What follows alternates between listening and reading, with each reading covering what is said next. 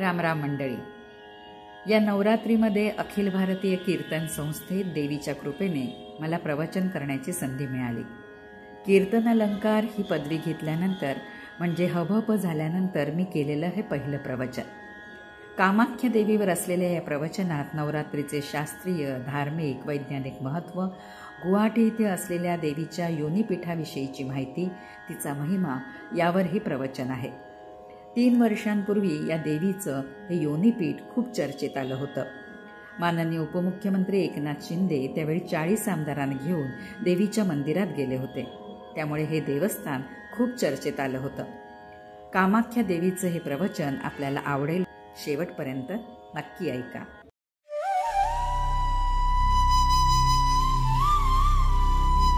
श्रीराम जय राम जय जय राम. श्रीराम जय राम जय जय राम. श्रीराम जय राम जय जय राम. जानकी जीवन स्मरण जय जय राम. श्री गणेशाय नमः. श्री सरस्वत्यै नमः. श्रीमत्सद्गुरु चरणारविन्दाभ्यां नमः. श्रीमत्कुलदैवतायै नमः. श्रीगुरुभ्यो नमः. वक्रतुंड महाकाय सूर्यकोटिसमप्रभ निर्विघ्नं कुरु मे देव सर्वकार्येषु सर्वदा. गुरुर्ब्रह्मा गुरुर्विष्णुः गुरुर्देवो महेश्वरः गुरुः साक्षात् परब्रह्म तस्मै श्री गुरवे नमः. या कुन्देन्दुतुषारहारधवला या शुभ्रवस्त्रावृतां या वीणावरदण्डमण्डितकरा या श्वेतपद्मासना या ब्रह्माच्युतशङ्करः प्रभृतिभिर्देवैः सदा वन्दिता. सा मां पातु सरस्वती भगवती निःशेषजाड्यापहाम्. सर्वमङ्गलमाङ्गल्ये शिवे सर्वार्थसाधिके शरण्ये त्र्यम्बके गौरी नारायणी नमोऽस्तुते. आपदां परहर्तारं दातारं सर्वसम्पदां लोकाभिरामं श्रीरामं भूयो भूयो नमाम्यहं. कृष्णाय वासुदेवाय हरये परमात्मने प्रणतः क्लेशनाशाय गोविन्दाय नमो नमः. गोविन्दाय नमो नमः. गोविन्दाय नमो नमः. गोपाल कृष्ण भगवान की जय. राजाधिराज रामचंद्र भगवान की जय. पवन सुत हनुमान की जय. बोलो भई सब संतन की जय. पांडुरंग हरि वासुदेव हरि. बोला पुंडलिक वरदा हरि विठ्ठल. श्री ज्ञानदेव तुकाराम पंढरीनाथ महाराज की जय. राजाधिराज रामचंद्र भगवान की जय. पवन सुत हनुमान की जय. आर्य सनातन वैदिक हिंदू धर्म की जय. देवश्री नारद स्वामी महाराज की जय. भारत माता की जय. छत्रपति शिवाजी महाराज की जय. जय जय रघुवीर समर्थ मंगलमूर्ति मोरया. दुर्गा माता की जय. कामाख्या माता की जय.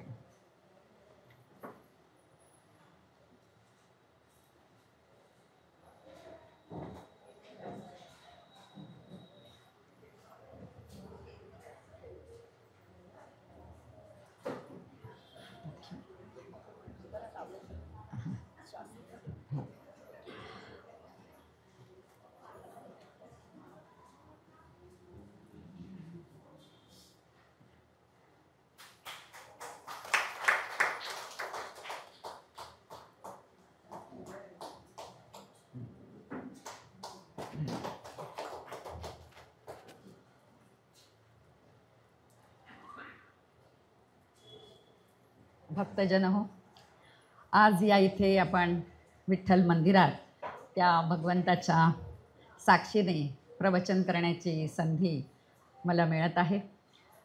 याच अखिल भारतीय कीर्तन संस्थेमध्ये मी कीर्तनालंकार ही पदवी नुकतीच प्राप्त केली आहे आणि हबप झाले आहे. माझा परिचय करून देण्याची जबाबदारी माझ्यावरच सोपवण्यात आलेली आहे. मी कल्पना ब्रीज साठे गेली 36 वर्ष दूरदर्शनवर सह्याद्री वाहिनीवर वृत्तनिवेदिका म्हणून मी काम करते. अजूनही मी करते. अनेक नाटकांमध्ये, मालिकांमध्ये, चित्रपटांमध्ये आपण मला पाहिलं असेल. विविध शासकीय जे कार्यक्रम आहेत, मग ते माननीय पंतप्रधान असतील, माननीय राज्यपाल असतील, माननीय मुख्यमंत्री, उपमुख्यमंत्री, अनेक मंत्री यांचे सर्व शासकीय कार्यक्रमाचं निवेदन मी करते. देवाच्या कृपेने आज या ठिकाणी प्रवचन करण्याची संधी मला मिळालेली आहे. देवीचा मी जय जयकार करेल तेव्हा तुम्ही जरा मला साथ द्या. आणि एवढंच सांगेन की ही देवीचीच कृपा आहे की इतकी वर्ष या मंदिरामध्ये कीर्तनं होतात, पण याच वर्षी पहिल्यांदा 9 दिवस प्रवचनं होत आहेत आणि त्यात मला प्रवचन करण्याची संधी मिळाली. त्याबद्दल मी देवी आईचे खूप आभार मानते. नमो देव्यै महादेव्यै शिवायै सततं नमः. नमः प्रकृत्यै भद्रायै नियतः प्रणतास्मतां. नमो देवी महामाये विश्वोत्पत्तिकरे शिवे. निर्गुणे सर्वभूतेषु मातः शंकरकामदे. हे देवी, तू महामाया आहेस, सृष्टीचं रक्षण करणारी आहेस, सर्व भूतमात्रांचं कल्याण करणारी, भगवान शंकरांचंही मनोरथ पूर्ण करणारी निर्गुण रूपा तूच आहेस. तू स्वरूप आहेस आणि प्राणधारक करणारी प्राणही तूच आहेस. सर्वमंगलमांगल्ये शिवे सर्वार्थसाधिके शरण्ये त्र्यंबके गौरी नारायणी नमोस्तुते. नारायणी नमोस्तुते. अखिल विश्वातील मंगलमय जे जे आहे त्यातील मांगल्य स्वरूपिणी प्राणीमात्रांचं शाश्वत कल्याण करणारी, सर्व पुरुषार्थ साध्य करून देणारी आणि शरणागतांना आश्रय देणारी अशी जी गौरवर्णाची देवी आहे, त्या नारायणी देवीला अनन्य भावाने नमस्कार असो. बोला जगदंबा माते की जय. मंडळी, हिंदू धर्मामध्ये देवीची विशेष आराधना वर्षातून 2दा सांगितली जाते. वसंत ऋतूत साजरी होणारी वासंतिक नवरात्र म्हणजे चैत्र शुद्ध प्रतिपदा ते चैत्र शुद्ध नवमी, आणि शरद ऋतूत साजरी होणारी शारदीय नवरात्र म्हणजे अश्विन शुद्ध प्रतिपदा ते अश्विन शुद्ध नवमीपर्यंत देवीची आपण उपासना करतो. पण ह्याच फक्त 2 नवरात्री नाही आहेत, अजूनही खूप साऱ्या नवरात्री आहेत. चैत्र पौष शुक्ल सप्तमी ते पौर्णिमा म्हणजे शाकंभरी नवरात्र, मार्गशीर्ष शुक्ल सप्तमी किंवा अष्टमी ते पौर्णिमा म्हणजे योगेश्वरी अंबेजोगाई नवरात्र, चैत्र शुक्ल सप्तमी ते पौर्णिमा म्हणजे सप्तशृंगी नवरात्र. ह्या देखील नवरात्र आपण साजऱ्या करत असतो. नवरात्रात 9 दिवस आदिशक्तीची उपासना आणि आराधना आपण करतो. नवरात्रीच्या पहिल्या दिवशी घटामध्ये देवीची स्थापना केली जाते. देवाऱ्यात अखंड नंदादीप, झेंडूच्या फुलांची माळ आणि देवीपुढे सप्तशतीचा पाठ अशा पद्धतीने नवरात्रीचं व्रत आपण सर्वजण करतो. नवरात्र साधारणपणे 9 दिवसांचं असतं, पण तिथीचा क्षय झाल्यास ते 8 दिवसांचं किंवा वृद्धी झाल्यास ते 10 दिवसांचं असतं. जसं यावर्षी ते 10 दिवसांचं आहे. चंपाषष्ठीचं नवरात्र केवळ 6 दिवसांचं असतं. आपल्याला बऱ्याच जणांना हे ठाऊक देखील असेल. बोला जगदंबा माते की जय. आदिशक्ती देवीला सर्वश्रेष्ठ देवता आदिमाया किंवा जगदंबा म्हणून गौरवला आहे. देवीची उग्र आणि सौम्य अशी 2 रूपं आहेत. उमा, गौरी, पार्वती, जगदंबा, भवानी ही देवीची सौम्य रूपं आहेत. तर दुर्गा, काली, चंडी, भैरवी, चामुंडा ही देवीची उग्र रूपं आहेत. बोला जगदंबा माते की जय. प्रथमं शैलपुत्री च द्वितीयं ब्रह्मचारिणी तृतीयं चंद्रघंटेति कूष्मांडेति चतुर्थकं पंचमं स्कंदमातेति षष्ठं कात्यायनीति च सप्तमं कालरात्रीति महागौरीति चाष्टमं नवमो सिद्धिदात्री च नवदुर्गाः प्रकीर्तिताः उक्तान्यतानि नामानि ब्राह्मणैव महात्मना. देवीची अवतारात्मक 9 नावं आहेत. पहिली शैलपुत्री, दुसरी ब्रह्मचारिणी, तिसरी चंद्रघंटा, चौथी कुष्मांडा, पाचवी स्कंदमाता, 6वी कात्यायनी, 7वी कालरात्री, 8वी महागौरी आणि 9वी सिद्धिदात्री. अशा 9 नावांनी दुर्गा प्रसिद्ध आहे. ही सर्व नावं कोणी दिलेत आपल्याला ठाऊक आहेत का? ही देवीची 9 नावं महात्मना, देवीची ही जी 9 नावं आहेत ती महात्मना ब्रह्मदेवाने सांगितलेली आहेत. नवरात्रीचा उत्सव आपण देशभरात उत्साहाने साजरा करतो. ज्यावेळी आपण देवीचा जय जयकार करतो तेव्हा एक प्रकारचा उत्साह, संचार, एक सकारात्मक ऊर्जा आपल्यामध्ये निर्माण होत असते. एक प्रकारचं सामर्थ्य, आत्मविश्वास आणि आत्मबळ आपल्याला देवीच्या नामस्मरणाने मिळते. चला तर आपण देवीचा थोडा वेळ जय जयकार करूया. सामूहिक जय जयकार केल्याने त्याचे खूप फायदे देखील आहेत. जसं आपण एक वेगळी ऊर्जा ती सगळ्यांमध्ये निर्माण होते आणि त्यामुळे सामूहिक पठण जे केलं तर त्याचा जास्त फायदा होतो. तुम्ही बघा, मॅच बघायला गेला असेल मैदानामध्ये, तुम्ही स्टेडियममध्ये गेला असाल आणि जर का तिथे तुम्ही एकटेच गेला असाल, परंतु तेव्हा तुम्ही जेव्हा जाता तेव्हा मॅचमध्ये जो संपूर्ण गोंधळ चालू असतो, सगळी लोकं जो आरडाओरडा करत असतात, त्यामुळे एक ऊर्जा सगळ्यांमध्ये निर्माण होते आणि त्या मॅच बघण्यामधला उत्साह अधिक द्विगुणित होतो. एक उदाहरण आठवलं म्हणून मी तुम्हाला सांगितलं. चला देवीचा जय जयकार करूया. उदो बोला उदो अंबाबाईचा उदो हो, उदो बोला उदो अंबाबाईचा उदो हो, उदो बोला उदो भवानी मातेचा उदो हो,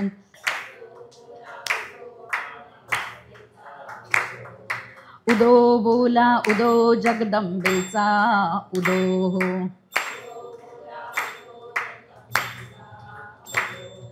उदो बोला उदो माहूर गडवासीचा उदो हो,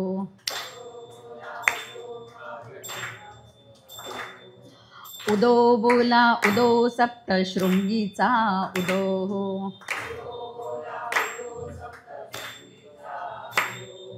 उदो बोला उदो करवीर निवासिनीचा उदो हो,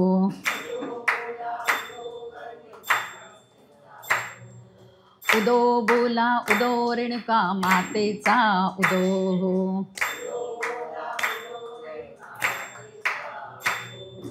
उदो बोला उदो चंडिका मातेचा उदो हो,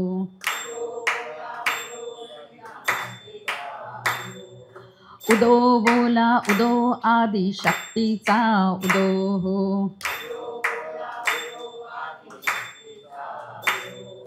उदो बोला उदो कामाख्या देवीचा उदो हो, उदो उदो उदो उदो उदो उदो. जगदंबा माते की जय. मी तुम्हा सगळ्यांना मुद्दामून टाळ्या वाजवून जय जयकार देवीचा करायला सांगितला, कारण जेव्हा आपण टाळ्या वाजवतो तेव्हा आपल्या ज्या नसा आहेत त्या उत्तेजित होतात आणि शरीरातील सर्व अवयवांना रक्तपुरवठा खूप छान होतो. याचं उत्तम उदाहरण द्यायचं म्हणजे तृतीयपंथी, ज्यांना आपण किन्नर म्हणतो, ते नेहमी त्यांच्या व्यवसायाच्या निमित्ताने टाळ्या वाजवतात. तुम्ही कधीतरी पाहिले का हो की रुग्णालयामध्ये तुम्हाला एखादा किन्नर दिसला? तुम्हाला कुठेच दिसणार नाही, कुठल्या दवाखान्यात दिसणार नाही, रुग्णालयात दिसणार नाही. किन्नर तुम्हाला कुठेही दिसणार नाही, कारण त्यांच्या व्यवसायाच्या निमित्ताने देवीचा उदो उदो करत असताना ते फक्त टाळ्या वाजवतात आणि टाळ्या वाजवण्याचे हाच एक फायदा आहे. आता सहज आठवलं म्हणून तुम्हाला अजून एक उदाहरण सांगते. शिंपी जे असतात ते शिंपी जेव्हा आपलं पाय मशीन जेव्हा चालवतात तर आपल्याला ना 2 हृदय आहेत. एक हे इथे हृदय आहे आणि हे पोटऱ्यांमध्ये हृदय आहे. जेव्हा शिंपी जो पोटऱ्या जेव्हा तो शिवत असतो तेव्हा तो आपले पाय असे असे करत असतो आणि त्यामुळे या दुसऱ्या हृदयाला व्यायाम मिळतो आणि त्यामुळे शिंप्याला कधीही मधुमेह होत नाही. त्यामुळे आपण जेव्हा घरी काम करत असू, बसलेलो असू, तेव्हा बसल्या बसल्या आपण असे असे पाय करायला काहीच हरकत नाही. सहज आठवलं म्हणून सांगितलं. जगदंबा माते की जय. देवीचा जय जयकार केल्यानं मंदिरातलं हे भक्तिमय मंगलमय वातावरण अधिक भक्तिमय आणि अधिक मंगलमय झालं आहे, यात काही शंका नाही आहे. वाईटावर मात करून चांगल्याचा विजय होतो, हेच आपल्याला हे उत्सव शिकवत असतात. नवरात्र उत्सव हा नारी शक्तीचा विजय आहे, म्हणून प्रत्येक स्त्रीने आपल्या आतील शक्ती ओळखून त्याप्रमाणे मुकाबला करायला शिकलं पाहिजे. आजच्या या आधुनिक काळात देखील अनेक अशा स्त्रिया आहेत, त्या आपल्या सामर्थ्याच्या पलीकडे जाऊन काम करत असतात. अगदी उदाहरण द्यायचं झालं तर सावित्रीबाई फुले, त्यांनी स्वतः आधी शिक्षण घेतलं आणि मग इतर स्त्रियांना शिक्षित केलं. त्याचप्रमाणे सिंधुताई सपकाळ, त्यांना पद्मश्री मिळालेली आहे. सिंधुताई ह्या अनाथांच्या आई झाल्या.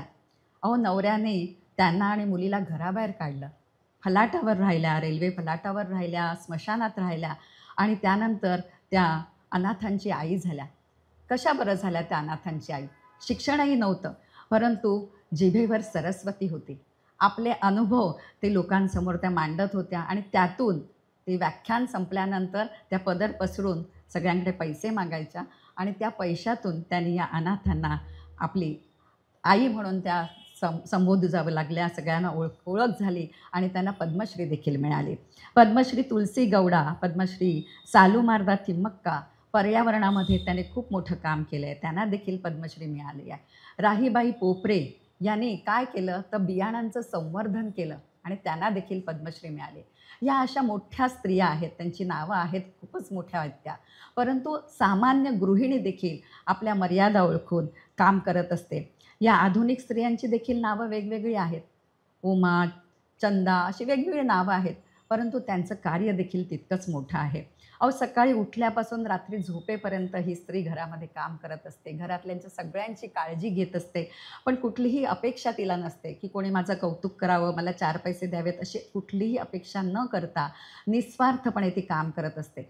तुम्ही बघा, घरामध्ये एखाद्या पोळ्या करणाऱ्या बाईला तुम्ही बोलवलं तर ती 10-12 पोळ्या करण्याचे महिन्याला 3,000 ते 3,500 रुपये घेते की नाही?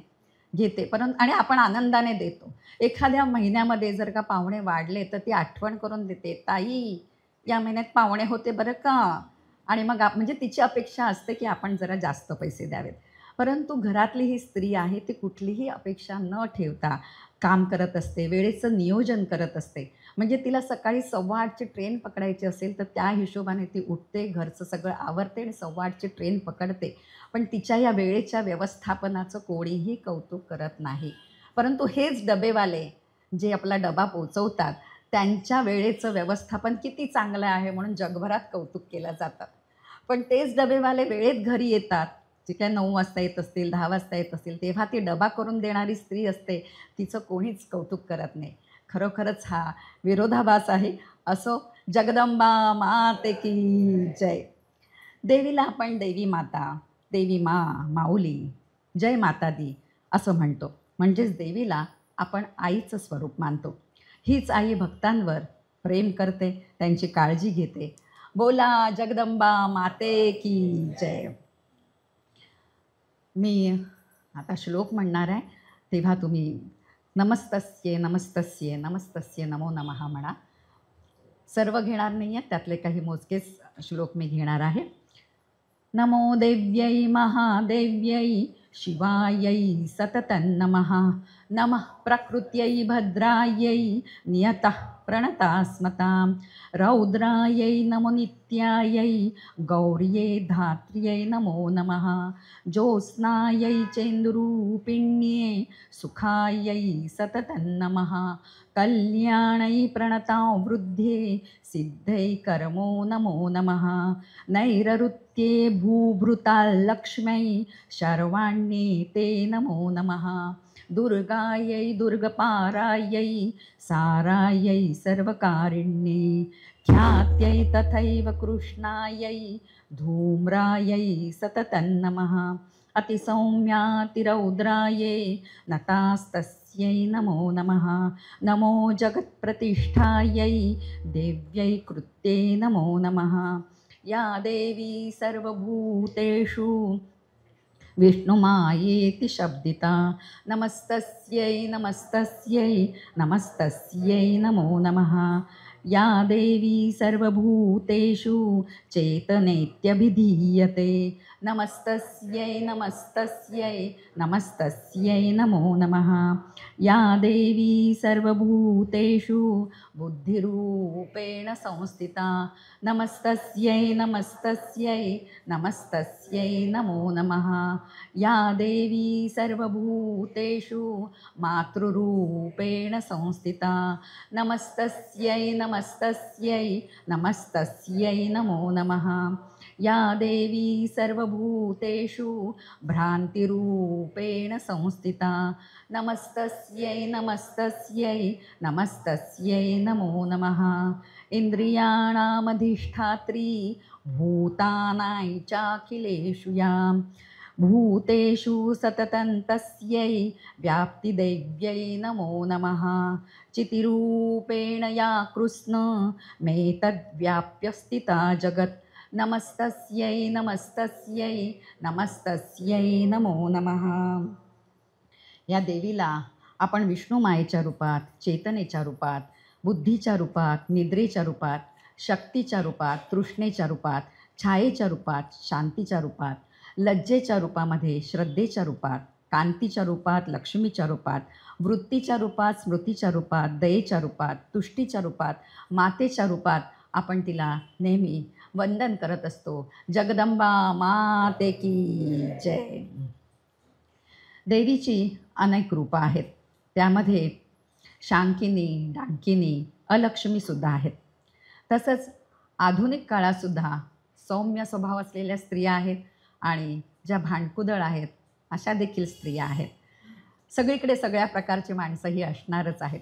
तुम्ही मालिकेमध्ये पाहिलं असेल तर मालिकेमध्ये एक खलनायिका असते आणि ती खलनायिका वाईट कृत्य करत असते। तसंच हे शंकिनी, डाकिनी, अलक्ष्मी ही तिचीच रूपं आहेत। एक दृष्टांत द्यायचा झाला तर 2 शेजारणी होत्या।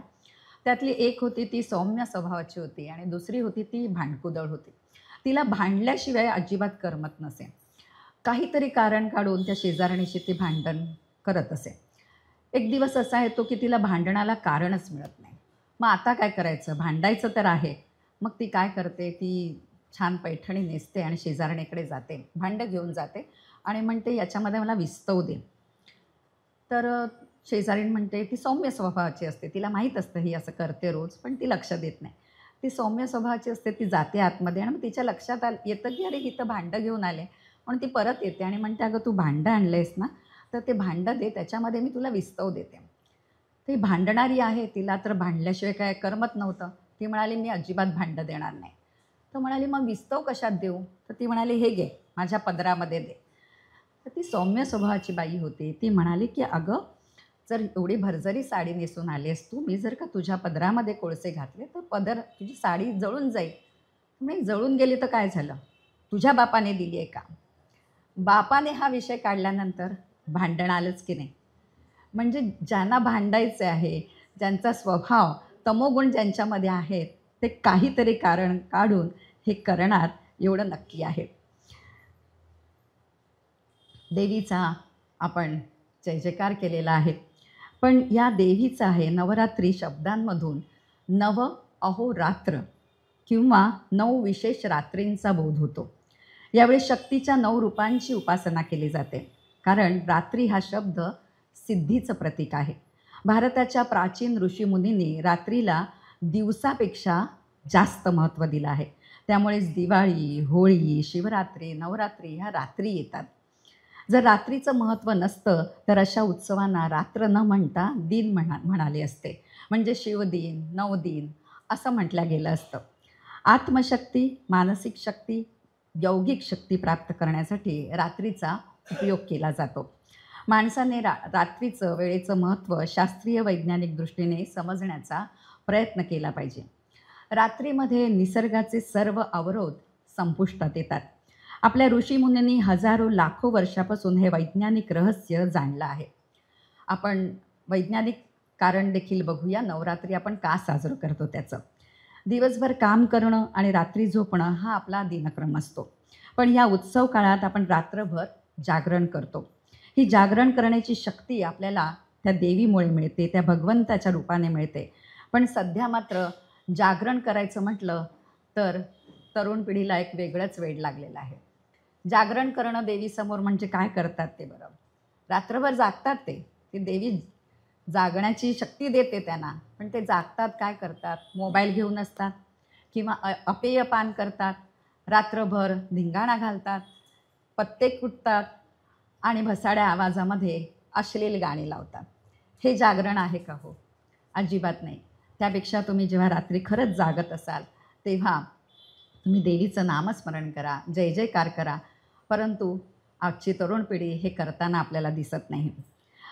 दुसरं एक सांगायचं म्हणजे आपण बघतोय सध्या पहिल्या दिवशी हा रंग, दुसऱ्या दिवशी तो रंग, तिसऱ्या दिवशी तो रंग. खरंच देवीने असे रंग सांगितले आहेत का? अजिबात सांगितलेलं नाही.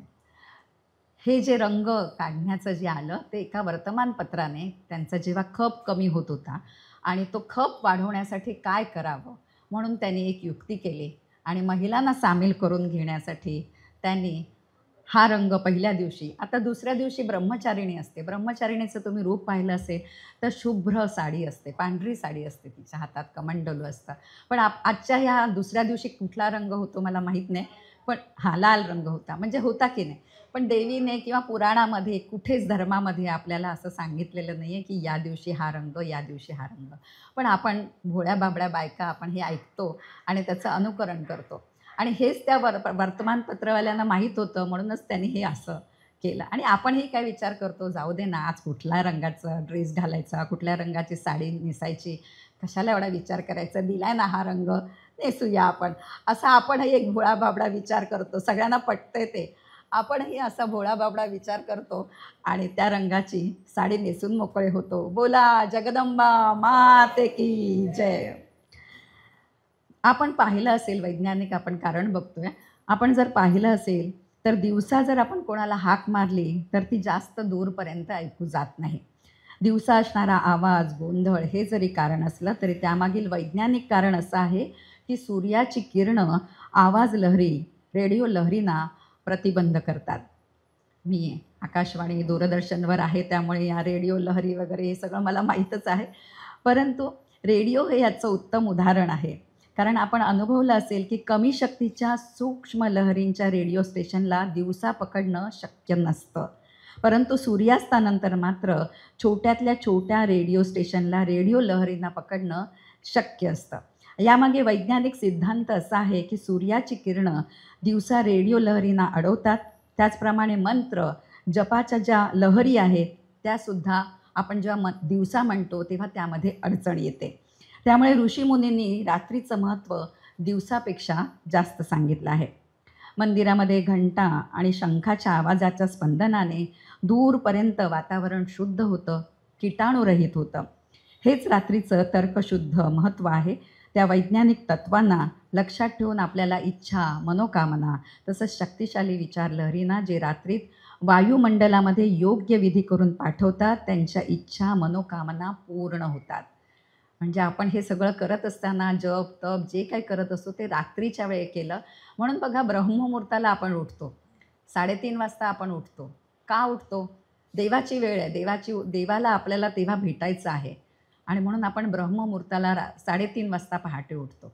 याचं कारणच ते आहे कारण तुम्ही जे नामस्मरण कराल, देवाचं नाव घ्याल ते तिथपर्यंत पोचणार आहे. का? कारण तिथे कुठेही लहरींना अडचण येत नाही. आता वैज्ञानिक दृष्टिकोन देखील आपण थोडक्यात बघूया. पृथ्वीद्वारा होणाऱ्या सूर्याच्या परिक्रमाच्या 4 संधिकाल आहेत.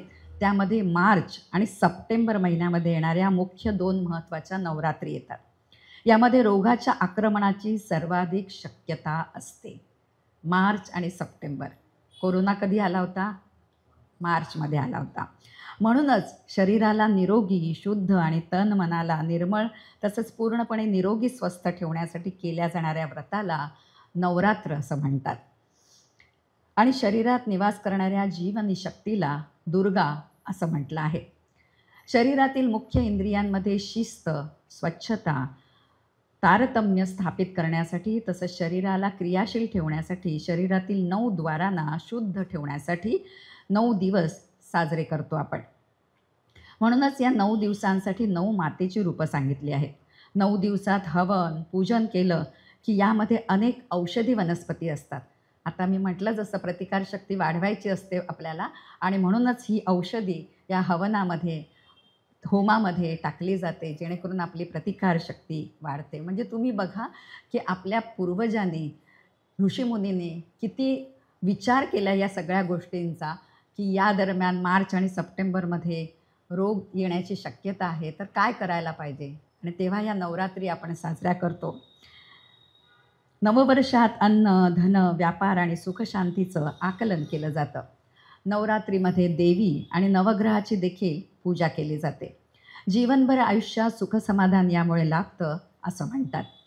धार्मिकदृष्ट्या नवरात्रीचं वेगळं महत्त्व आहे. वैज्ञानिकदृष्ट्या पाहिलं आपण तर धार्मिकदृष्ट्या देखील त्याचं एक वेगळं महत्त्व आहे. कारण आदिशक्तीने आपल्या शक्तीने, मायेने संपूर्ण सृष्टीला आपल्या सावलीत ठेवलं आहे. शिक्षिकेने काहीच म्हटलं नाही. त्याला म्हटलं, ठीक आहे, तुझं म्हणणं आपण ग्राह्य धरूया, परंतु मी एक गोष्ट तुला करायला सांगते, ती केलीस तर मात्र मी तुझं ऐकेन. मी आधी पितृदेवो भव म्हणेन. असं तो म्हणाला, ठीक आहे म्हणून. आणि मग त्या शिक्षिकेने त्याच्या पोटावर 2 विटा बांधल्या आणि त्याला सांगितलं की जी आई तुझी काम करते, घरामध्ये स्वयंपाक करते, धुणं भांडी करते, केर लादी करते, ती सगळी कामं तू ह्या 2 विटा पोटाला बांधून करायची. आणि मग तो मुलगा म्हणतो, ठीक आहे, त्यात काय कठीण आहे म्हणे, असं तो म्हणाला. आणि तो गेला घरी, स्वयंपाक करायला लागला. त्या 2 विटा पोटाला लागत होत्या. त्याला ते काही जमत नव्हतं. कपडे धुवायला गेला, वागता येत नव्हतं. पाठ भरून आली, पाठ दुखायला लागले. अशा रीतीने त्याला काहीच जमलं नाही. आणि शिक्षिकेने त्याला 9 तास दिले होते. 9 तास फक्त या 2 विटा तू पोटावर बांधायच्या. पण 3 तास झाल्यानंतरच तो मुलगा वर्गात आला आणि शिक्षिकेला म्हणाला की मला माफ करा, मला हे काय विटा बांधून काम करणं जमणार नाही आहे. तुम्ही म्हणता तेच बरोबर आहे, मातृदेवो भव. कारण जी स्त्री एका गर्भाला 9 महिने आपल्या पोटात ठेवते, बरं असं नाही ना नुसती पोटात ठेवते आणि शांतपणे झोपू नये असं नाही ना, ती सर्व कामं करत असते. त्यामुळे त्या मुलाला देखील पटलं की आपण पहिला मान हा आईला द्यायला पाहिजे. जगदंबा माते की जय.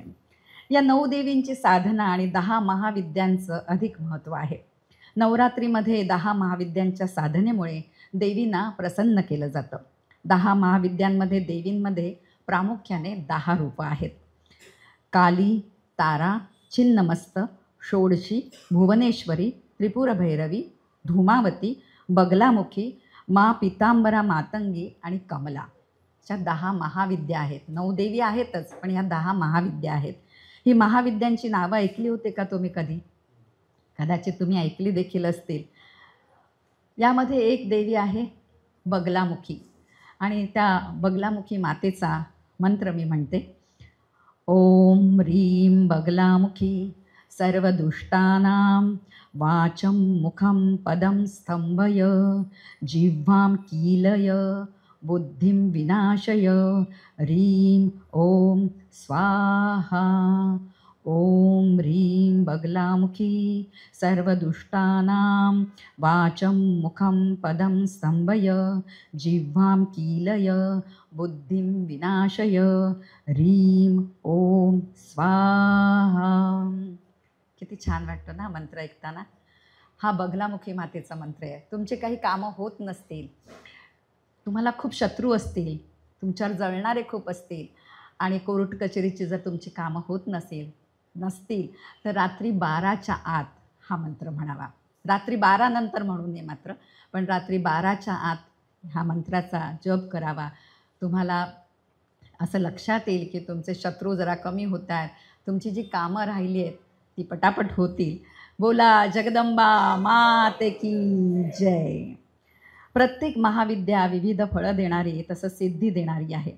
10 महाविद्यांची प्रमुख देवी तसंच एक महाविद्या महाकाली आहे. 10 महाविद्या साधनेमध्ये बीज मंत्राचं विशेष महत्त्व सांगितलेलं आहे. दक्षिणेमध्ये या 10 महाविद्यांचं मंदिर आहे. कधी त्या बाजूला गेलात तर अवश्य त्या मंदिरांना जाऊन भेट द्या. 10 महाविद्या साधनेमुळे सर्वात कठीण समस्या देखील टळू शकते.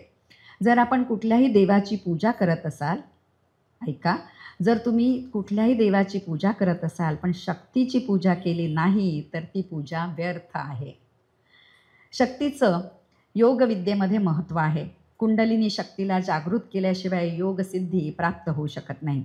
या काळात संपूर्ण नवरात्रीत काही साधक भक्त पद्मासन सिद्धासनात बसून बीजमंत्राच्या जपातून विशेष सिद्धी प्राप्त करण्याचा प्रयत्न करतात.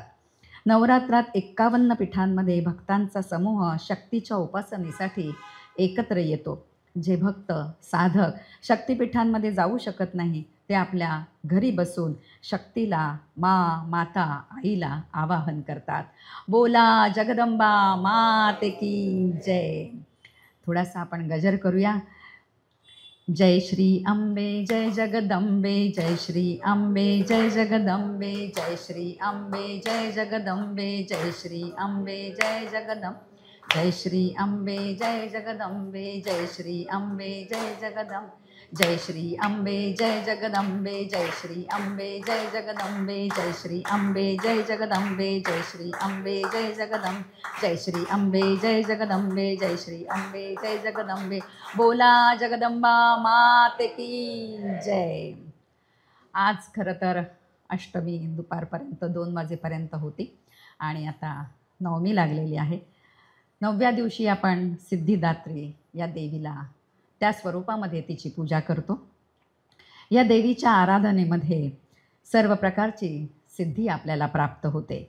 कमळाच्या आसनावर बसलेल्या देवीच्या हातात कमळ आहे, शंख आहे, गदा आहे आणि सुदर्शन चक्र देखील आहे. देवतागण, ऋषीगण, असुर, मनुष्य हे तिचे भक्त आहेत. देवीची आराधना करणाऱ्या सर्वांवर तिची कृपादृष्टी असते. त्यामुळे यश, बळ, धन प्राप्त होतं. मातेच्या आशीर्वादामुळे आपण कठीण प्रसंगातून मार्ग काढू शकतो. देवी पुराणानुसार भगवान शंकराने शक्ती स्वरूपातील याच देवीची उपासना करून सर्व सिद्धी प्राप्त केल्या होत्या, ज्यामुळे शिवाचं अर्धशरीर स्त्रीचं झालं होतं. शिवाचं हे स्वरूप अर्धनारीश्वर या नावाने देखील प्रसिद्ध आहे. मा सिद्धिदात्री सिंहवाहिनी असून तिला देवी सरस्वतीचं स्वरूप म्हणून मानलं जातं, जी श्वेत वस्त्र धारण करून भक्तांना मार्गदर्शन करते. सिद्धिदात्री माते की जय. पुन्हा एकदा आपण 9 देवींचा जय जयकार करूया. कारण सर्व देवींची मी माहिती घेतली नाही आहे, कारण आपण 9 दिवस इथे प्रवचन ऐकणार आहात. प्रत्येकाला वेगवेगळ्या ठिकाणीची माहिती दिलेली आहे, प्रत्येक देवीचं वैशिष्ट्य सांगितलेलं आहे. त्याप्रमाणे पण 9 देवींचं एकदा स्मरण आपण करूया. उदो बोला उदो शैलपुत्रीचा उदो हो, उदो बोला उदो उदो बोला उदो ब्रह्मचारीचा उदो हो,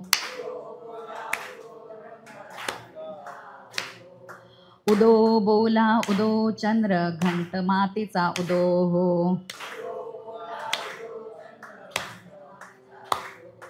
उदो बोला उदो कुष्मांडा मातेचा उदो हो,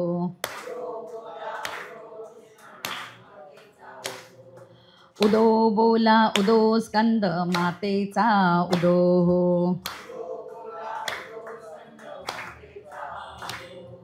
उदो बोला उदो कात्यायनीचा उदो हो,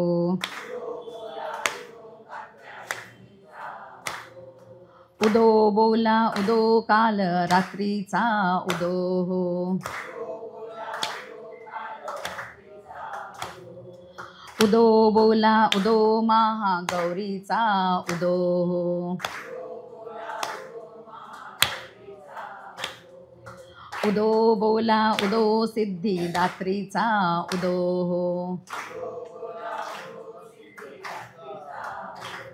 जगदंबा माते की जय. भाविक हो, भारत हा शेतीप्रधान देश आहे. भाद्रपदात पिकं तयार होतात. या महिन्यात पार्थिव गणेशाची म्हणजे पृथ्वीची पूजा केली जाते. त्यानंतर पितृपक्षात पितरांचं स्मरण केलं जातं.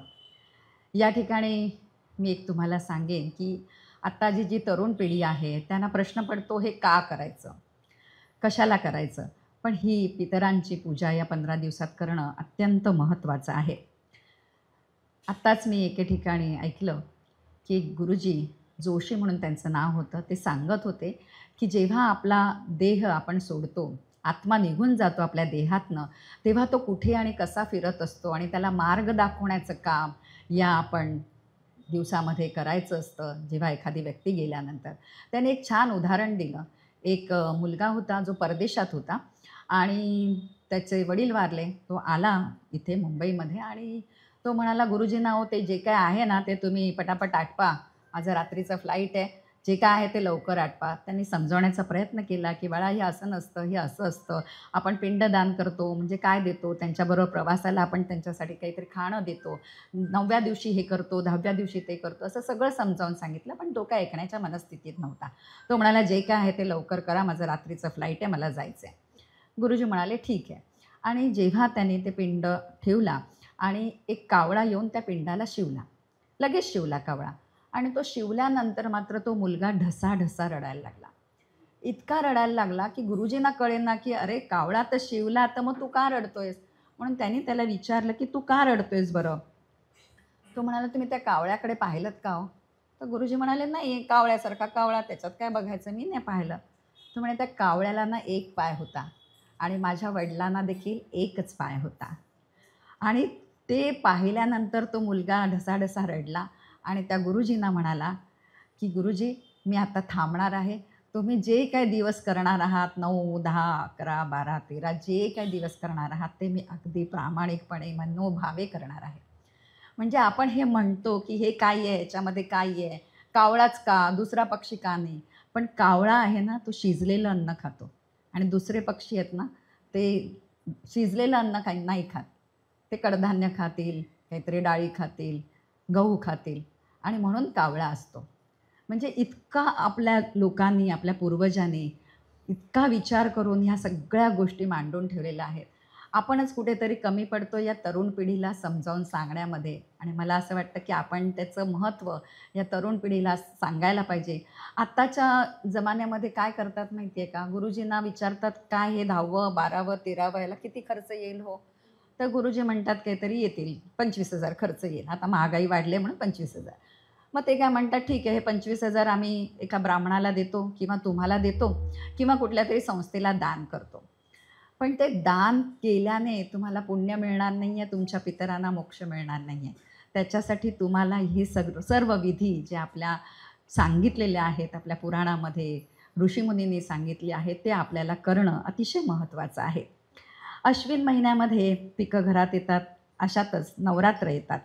नवरात्रातली पूजा म्हणजे आदिशक्तीची पूजा.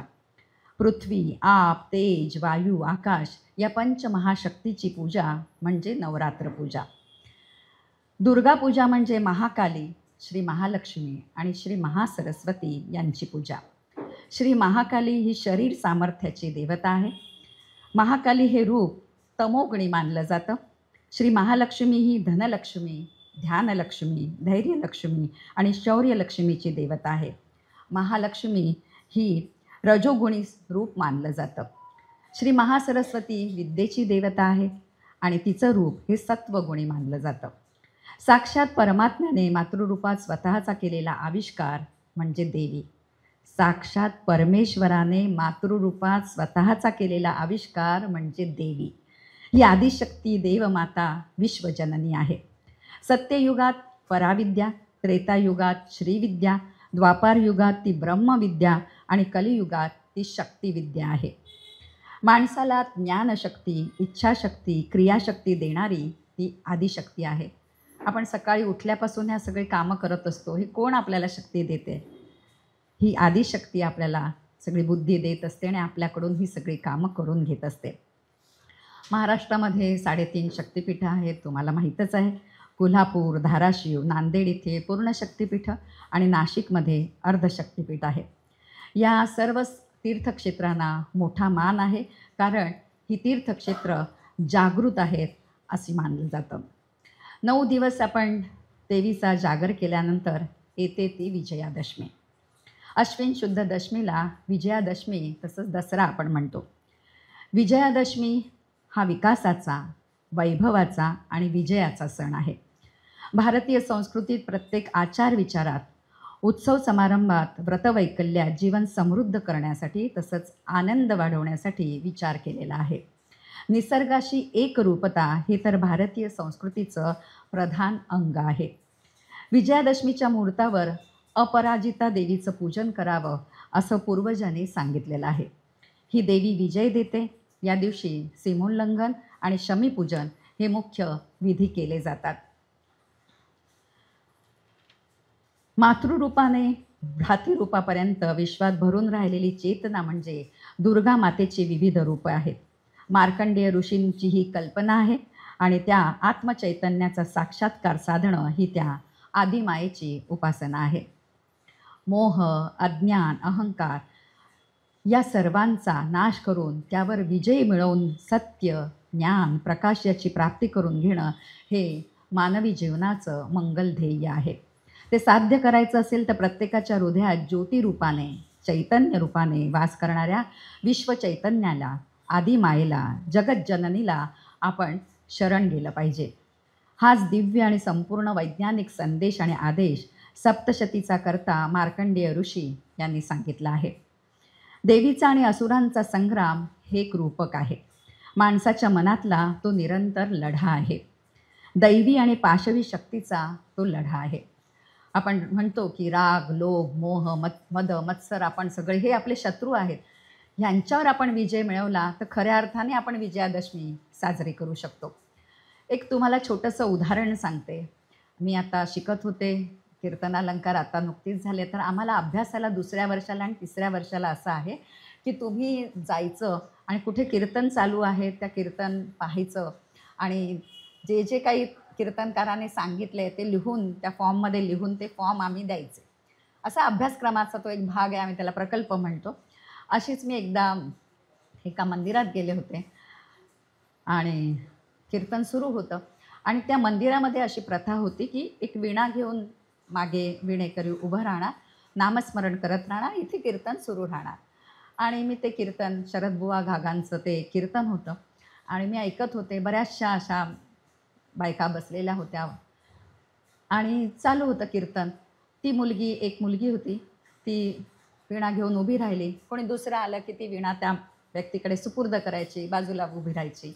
मग 2रा, 3रा, 4था गेल्यानंतर 5वी पुन्हा ती जायची, ती वीणा घेऊन उभी राहायची. असं बराच वेळ चाललेलं होतं. म्हणजे 1.5 तास कीर्तन असतं की नाही. तर 1.5 तासामध्ये मीच तरी तिला 6 वेळा पाहिलं की ती तिथे जाऊन नामस्मरण करते. माझ्या बाजूला 2घी जणी बसल्या होत्या. त्यांची नातवंड इथे तिथे नाचत होती आणि त्या एकमेकींशी गप्पा मारत होत्या. म्हणजे त्या कीर्तन ऐकायला आल्या होत्या, कशाला आल्या होत्या माहीत नाही, पण त्या गप्पा मारत होत्या. आणि त्यातली एक जण दुसरीला म्हणाली, पाहिलंस तू किती वेळा जाऊन तिथे उभी राहते, पाहिलंस? हां, असं ती म्हणाली. तर ती म्हणाली, हो अगं आता ती किती वेळा गेली आहे तिथे जाऊन उभी राहिली आहे. आता संध्याकाळी बघ तिचा नवरा आला ना की तो नवरा पण असंच करतो. मला खूप आश्चर्य वाटलं की आपण देवाच्या मंदिरामध्ये बसलो आहे, छान असं देवाचं नामस्मरण करतो आहे, बुवा तिकडे कीर्तन करतायत आणि एक मुलगी देवाचं नामस्मरण करते. काही वाईट तर करत नाही आहे ना. मग कशाला आपल्याला हा मत्सर हवा, कशाला तिचा हेवा करायला हवा, कशाला तिचा राग करायला हवा. म्हणजे या गोष्टींवर जर आपण विजय मिळवला ना तर आपण खूप काही साध्य करू. आता पूर्वीसारखे महिषासूर सारखे काही राक्षस राहिलेले नाही आहेत, पण माणसाच्या रूपामध्ये अनेक राक्षस आपल्या आजूबाजूला वावरत असतात आणि त्यांना आपण शोधून काढलं पाहिजे आणि त्यासाठी आपण लक्ष ठेवलं पाहिजे. आपण आपल्या मुलींवर लक्ष ठेवलं पाहिजे. तुम्ही आता जर पाहिलं असेल तर कोलकात्यामध्ये जी घटना घडली, डॉक्टर मुलगी, हो चांगली शिकलेली मुलगी, ती आईवडिलांची एकुलती एक, कष्टाने त्याने तिला वाढवलं. आता त्या कुटुंबावर काय प्रसंग ओढवला असेल, परंतु एका मानवी रूपात असलेल्या राक्षसाच्या मनात वाईट विचार आला आणि त्याच्या हातून ते कृत्य घडलं. तर हे जे आहे समाजामध्ये जे धर्म आहे, आपण म्हणतो असंगाशी संग करतो, धर्माला आपण विसरतो, ते आपण विसरलं नाही पाहिजे असं मला वाटतं. आणि जेव्हा असं आपण विसरतो ना तेव्हा काय होतं माहिती आहे, 35 तुकडे होऊन फ्रीजमध्ये आपण पडून राहतो. एक हिंदू मुलगी असंगाशी संग केला, धर्माचं पालन केलं नाही आणि शेवटी तिला आपला मृत्यू गमवावा लागला. मंडळी, आपण आज इथे कामाख्या देवीचा, मातृशक्तीचा अनुभव घेण्यासाठी इथे जमलो आहोत. आधी मी देवीची रूपं, त्याची महती, वैज्ञानिक दृष्टिकोन, धार्मिक दृष्टिकोन हे सगळं सांगितलं. आता आपण कामाख्या देवीविषयी बोलूया, जी आपल्याला चालवते, पोसते आणि नव्या जीवनाला जन्म देते. या जगात आईशिवाय उत्पत्ती शक्य आहे का हो? मुळीच नाही. कारण माणसाचा पहिला श्वास, पहिलं अन्न, पहिला शब्द सगळं सगळं सगळं आईच्या कुशीतून येतं. म्हणूनच आई म्हणजे केवळ जननी नाही, आई म्हणजे अपत्याची नाही तर संस्काराची जननी आहे. त्यामुळे हे संस्कार आपण विसरू नये हीच विनंती आहे. सध्या संस्काराची गरज आहे. म्हणूनच जिथे जिथे संस्काराची कमतरता असते तिथे मी मगाशी सांगितलं तशा घटना घडतात. जगदंबा माते की जय. स्त्री शक्तीचं सर्वोच्च अधिष्ठान तत्वस्वरूप प्रतीक म्हणजे आज आपण ज्या देवीचं स्मरण करणार आहोत ती कामाख्या देवी. भारतभूमीमध्ये असंख्य देवालय, शक्तिपीठांची माळ अक्षरशः विखुरलेली आहे. पण आसामच्या नीलाचल पर्वतावर वसलेलं कामाख्या शक्तिपीठ हे अद्वितीय आहे. कारण हे मंदिर फक्त विटांचं, दगडांचं नाही तर संपूर्ण सृष्टीमागील मातृशक्तीचं ते प्रतीक आहे. इथे मूर्ती नाही तर आहे तत्व, एक नैसर्गिक खडक, योनीपीठ जे सतत भूमिगत जलाने ओलसर असतं. हा ओलावा फक्त पाण्याचा नाही, तो आहे मातृकरुणेचा, जीवनशक्तीचा, अखंड सृजनाचा. बोला कामाख्या माते की जय. कामाख्या म्हणजे कामना पूर्ण करणारी, कामना आपल्या पूर्ण करणारी माता. कामाख्या म्हणजे इच्छांना मर्यादा घालणारी माता. आसाम राज्यात गुवाहाटीच्या जवळील नीलाचल पर्वतावर हे अद्वितीय शक्तिपीठ आहे. भारतातील 51 शक्तिपीठांमध्ये कामाख्या प्राचीनतेने, गूढतेने आणि तत्वगर्भतेने विशेष आहे. कामाख्या या नावातच मातेचं तत्व आहे. काम म्हणजे इच्छा, ओढ, आकांक्षा. आख्या म्हणजे सीमा, मर्यादा आणि दिशा. म्हणजे जी इच्छांना मर्यादा देऊन त्यांना धर्माची दिशा देते ती कामाख्या. लग्न हा सुद्धा एक संस्कार आहे, धर्म आहे आपला. परंतु आजकाल काय करतात तरुण पिढी? लिव्ह इन रिलेशनशिपमध्ये राहत आहेत आणि मग त्यानंतर जे मूल होतं त्या बिचाऱ्याचं काय भवितव्य असणार आहे त्याचं सांगा बरं. आणि म्हणूनच आपण आपल्या सनातन धर्माने घालून दिलेल्या बंधनाचं पालन केलं पाहिजे. इच्छापूर्ती करणारी ही कामाख्या देवी आहे. तुम्हाला आठवत असेल तर 3-3.5 वर्षापूर्वी ही देवी खूप चर्चेत आली होती. आठवते तुम्हाला? तर माननीय एकनाथ शिंदे आणि त्यांच्याबरोबरचे 40 आमदार या देवीच्या दर्शनाला गेले होते आणि त्यांची इच्छा पूर्ण झाली.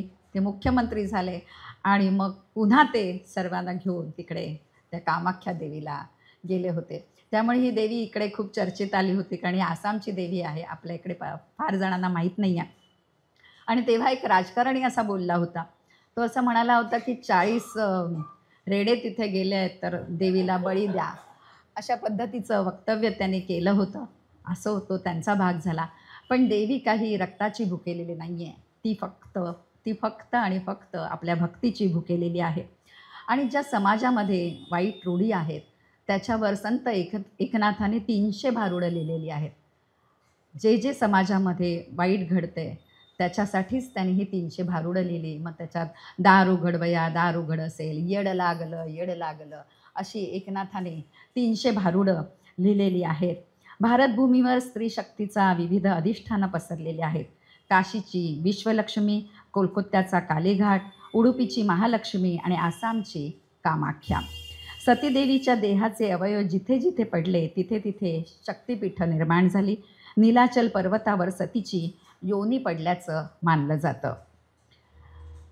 कामाख्या मंदिरापासून खूप दूरवर असं म्हणतात की तिकडे अघोरी विद्या होते. एक गाव आहे तिकडे आणि त्या ठिकाणी असं म्हणतात, मी अजून गेले नाही आहे तिकडे त्यामुळे मी सांगू नाही शकत, पण असं मान्यता आहे की कामाख्या देवीपासून दूर एक गाव आहे, एक अख्खं गाव आहे जिथे अघोरी विद्या केली जाते. आणि तिथे जे साधू आहेत त्यांच्या नजरेला नजर तुम्ही जरी मिळवलीत तरी तुम्ही संमोहित व्हाल असं म्हटलं जातं. एकदा जाऊन बघायला पाहिजे ते. आणि म्हणूनच या सृजनाचं हे आदिस्रोत्र मानलं जातं आणि म्हणूनच याला महापीठ असंही म्हणतात.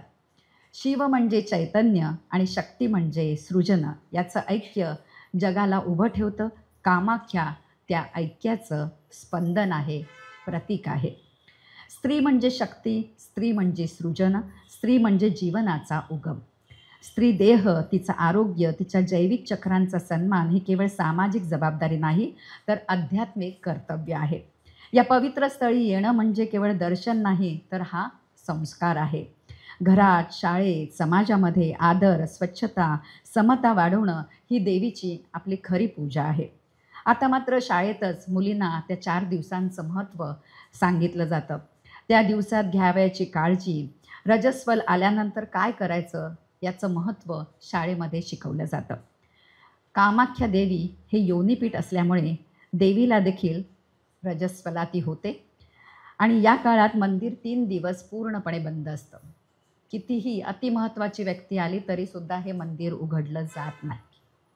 आणि या काळात देवीला, त्याचप्रमाणे देवीच्या मंदिरामध्ये पांढरं शुभ्र वस्त्र अंथरलेलं असतं आणि जेव्हा 4थ्या दिवशी द्वार उघडलं जातं तेव्हा ते पूर्ण जे वस्त्र आहे ते लाल झालेलं असतं आणि त्यालाच रक्तवस्त्र असं म्हणतात. आणि हे रक्तवस्त्र तिथे येणाऱ्या भाविकांना प्रसाद म्हणून छोटे छोटे तुकडे करून दिलं जातं. आणि हे रक्तवस्त्र मिळवण्यासाठी लोक कुठून कुठून येतात, लांबून येतात, रात्रभर जागतात, तिथे उभे राहतात रांगेमध्ये आणि ते रक्तवस्त्र मिळाल्यानंतर वेडेपिसे होतात. मी माझ्या परिचितांचा एक अनुभव तुम्हाला सांगते आणि तो म्हणजे असं की त्यांना माहीत नव्हतं रक्तवस्त्र काय वगैरे, काहीच माहीत नव्हतं, पण त्या देवीची उपासना करतात. देवीचं दुर्गा सप्तशती त्या शिकलेल्या आहेत आणि त्या कामानिमित्त त्यांच्या मैत्रिणीबरोबर सोलापूरला गेल्या होत्या आणि त्यांच्याबरोबर एक सद्गृहस्थ होते. त्या मैत्रिणीबरोबर सद्गृहस्थ होते आणि त्या सद्गृहस्थाने त्या माझ्या त्या परिचित जे आहेत त्यांच्याबरोबर ज्या होत्या त्यांना विचारलं की वहिनी, मी तुम्हाला प्रसाद दिला का हो देवीचा? तर त्या म्हणाल्या, हो, तुम्ही मला दिलं आहे. तर ते म्हणाले की माझ्याकडे मी 3 रक्तवस्त्र आणली होती, तर मी एक त्या जिल्हाधिकाऱ्याला देणार आहे, एक त्या मुख्य कार्यकारी अधिकाऱ्याला देणार आहे आणि एक माझ्याकडे राहते, तर ह्या ताई आहेत त्यांना मी देऊ का? आणि इतक्या सहज ते रक्तवस्त्र त्या माझे जे परिचित आहेत त्यांना मिळालं. म्हणजे देवीची जेव्हा कृपा होते ना आपल्यावर, तर ती कशी पण, तिला जर आपल्या घरात यायचं असेल तर ती कुठल्या ना कुठल्या रूपाने आपल्याला दर्शन देते आणि आपल्यावर कृपादृष्टी ठेवते. बोला कामाख्या माते की जय. ओम ऐं ह्रीं क्लीं कामाख्याय नमः. आपण हा मंत्र जरा 5 वेळा म्हणूया. ओम ऐं ह्रीं क्लीं कामाख्याय नमः. ओम ऐं ह्रीं क्लीं कामाख्यायै नमः. ओम ऐं ह्रीं क्लीं कामाख्यायै नमः. ओम ऐं ह्रीं क्लीं कामाख्यायै नमः. ओम ऐं ह्रीं क्लीं कामाख्यायै नमः. हा मंत्र आपण आपल्या घरामध्ये 108 वेळा म्हणू शकता. त्याचप्रमाणे देवीचा देखील आपण 5 वेळा म्हणूया आपण. ओम ऐं ह्रीं क्लीं चामुंडाय विच्चे. ओम ऐं ह्रीं क्लीं चामुंडाय विच्चे. ओम ऐं ह्रीं क्लीं चामुंडाय विच्चे. ओम ऐं ह्रीं क्लीं चामुंडाय विच्चे. ओम ऐं ह्रीं क्लीं चामुंडाय विच्चे. ओम ऐं ह्रीं क्लीं चामुंडाय विच्चे. दुर्गा सप्तशतीमध्ये 108 वेळा हा मंत्र म्हणायचं असं सांगितलेलं आहे. सध्या नवरात्र सुरू आहेत, त्यामुळे तुम्ही हा मंत्र नक्की घरामध्ये जपमाळ घेऊन 108 वेळा म्हणा आणि नक्कीच त्याचा आपल्याला उपयोग होईल. फक्त नवरात्रच नाही तर इतर वेळी देखील आपण रोज त्याचं असं नाम जप करायला हवा असं मला वाटतं. जेव्हा सतीदेवीला कळलं की वडिलांनी आपल्याला आणि आपल्या पतीला यज्ञ जो केला आहे, त्यांनी महायज्ञ केला आहे, त्याच्यासाठी आमंत्रित केलं नाही आणि त्यामुळे ती जाब विचारण्यासाठी गेली वडिलांकडे. शंकराने तिला थांबवण्याचा प्रयत्न केला, पण तिचा हट्ट बघून ते म्हणाले ठीक आहे तू जा. आणि ती गेल्यानंतर तिच्या असं लक्षात आलं की आपला तिथे अपमान होतो आहे आणि तो राग तिला अनावर झाला, तिला दुःख झालं. राग दुःख अशा सगळ्या संमिश्र भावना तिच्या होत्या आणि तिने त्या भरामध्ये त्या अग्निकुंडामध्ये उडी मारली आणि आपला देह टाकून दिला. आणि हे जेव्हा शंकरांना कळलं तेव्हा ते तिथे आले आणि तो देह त्यांनी आपल्या खांद्यावर घेतला. अतिशय दुःखी असे शंकर होते. त्यांना विरह सहन होत नव्हता सतीदेवीचा आणि ते इतके रडत होते की हे सर्व मी पाहिलं देवादिकांनी आणि त्यांना असं वाटलं की अरे बापरे, आता शंकरांची ही स्थिती आहे तर पुढे काय होणार असं त्यांना वाटलं. आणि मग त्यांनी विष्णूने आपल्या सुदर्शन चक्राने त्या देहाचे तुकडे केले आणि ते तुकडे जिथे जिथे पडले तिथे तिथे ही शक्तिपीठं निर्माण झाली आणि जागृत अशी ही शक्तिपीठं आहेत. नुसती शक्तिपीठं नाही आहेत, तर जागृत अशी ही शक्तिपीठं आहेत.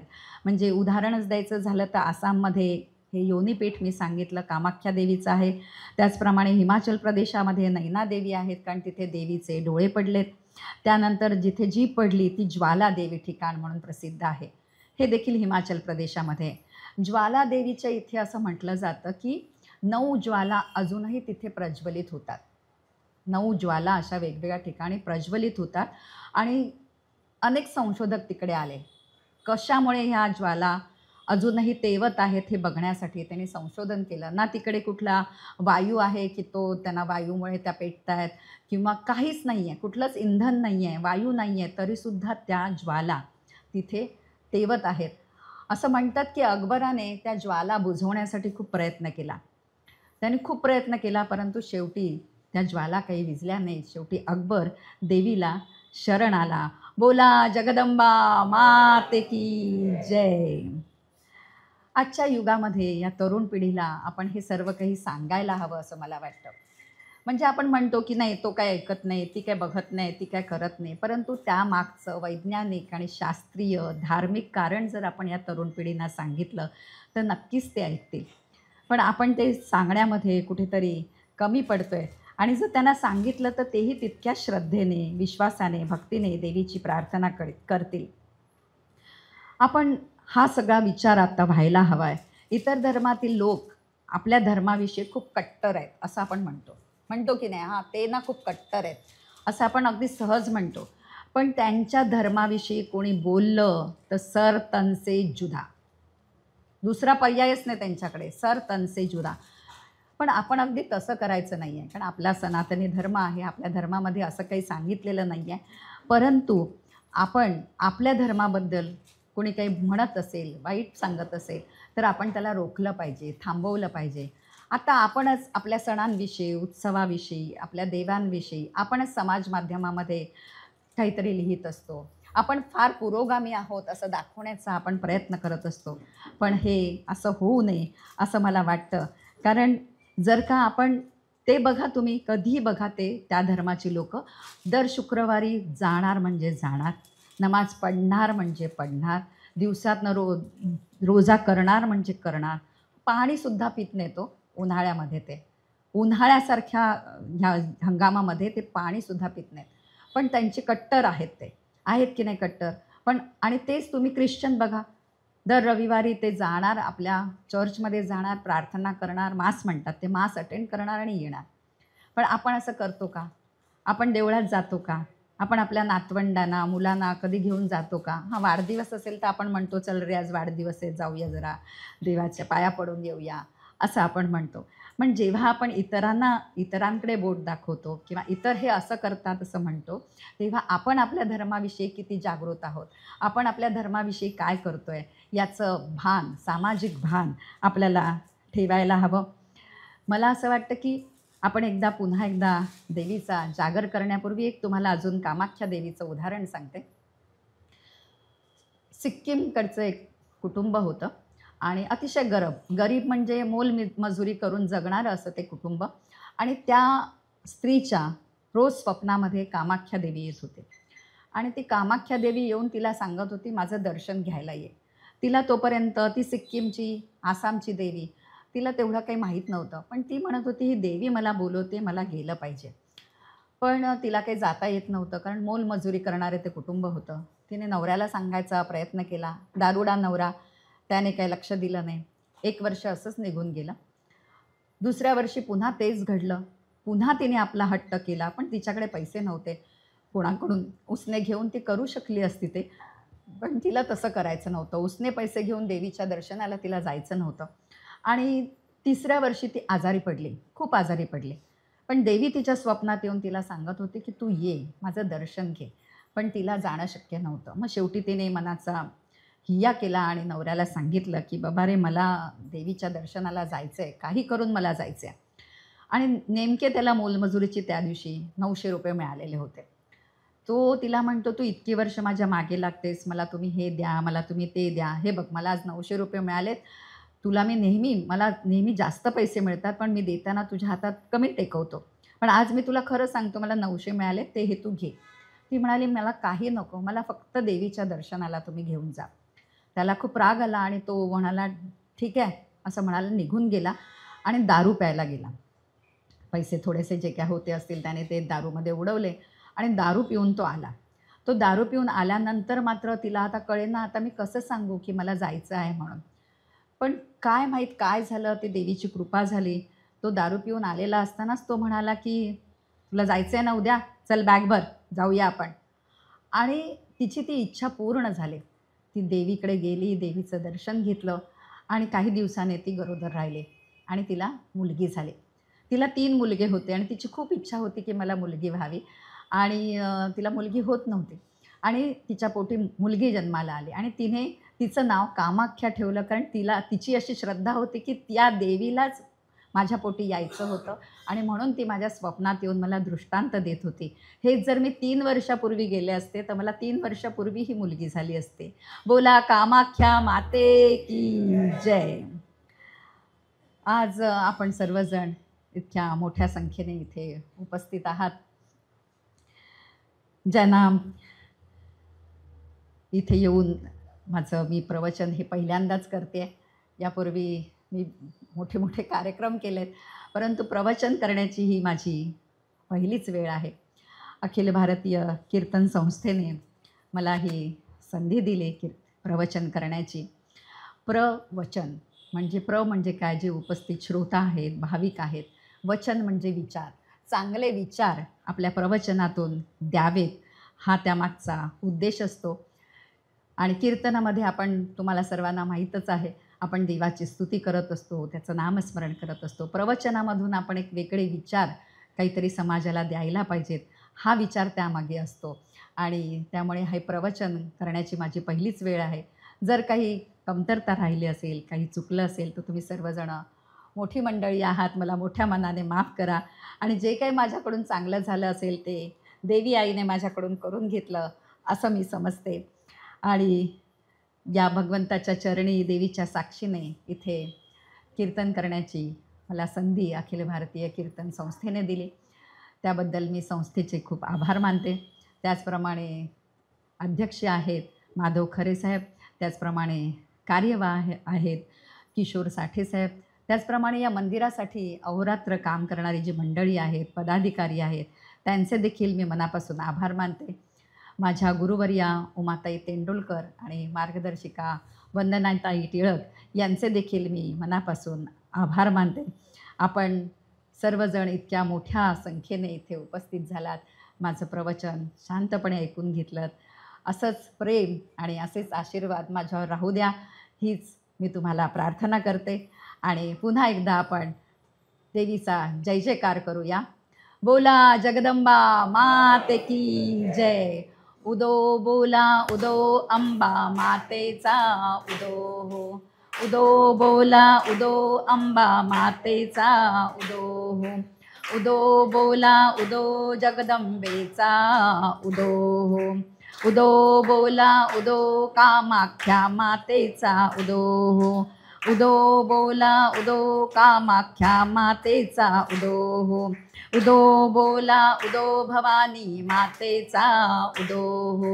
उदो बोला उदो भवानी मातेचा उदो हो. उदो बोला उदो माहुर गडवासीचा उदो हो.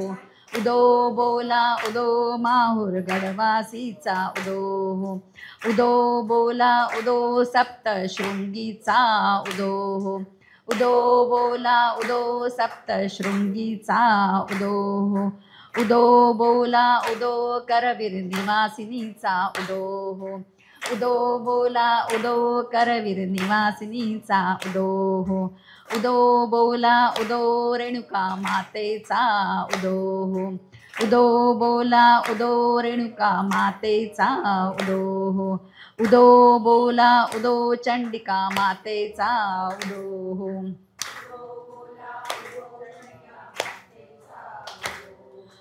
उदो बोला उदो आदिशक्तीचा उदो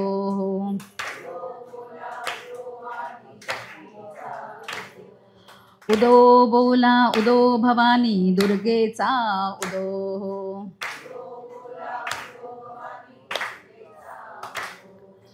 उदो बोला उदो कामाख्या मातेचा उदो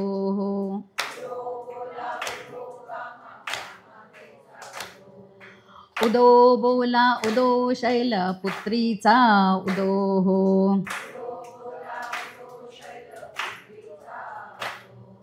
उदो बोला उदो ब्रह्मचारिणीचा उदो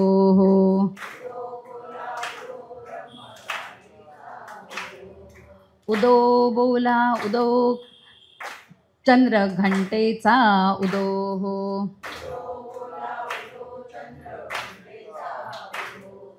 उदो बोला उदो कुष्मांडा मातेचा उदो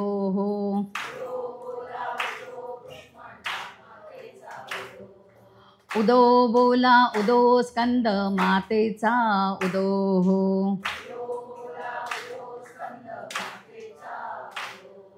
उदो बोला उदो कात्यायनीचा उदो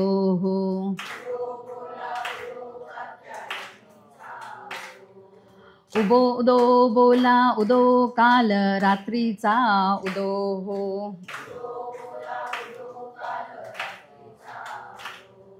उदो बोला उदो महागौरीचा उदो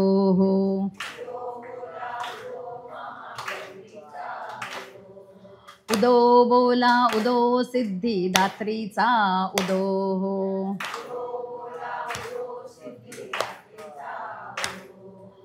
उदो उदो उदो उदो उदो उदो जगदंबा माते की जय.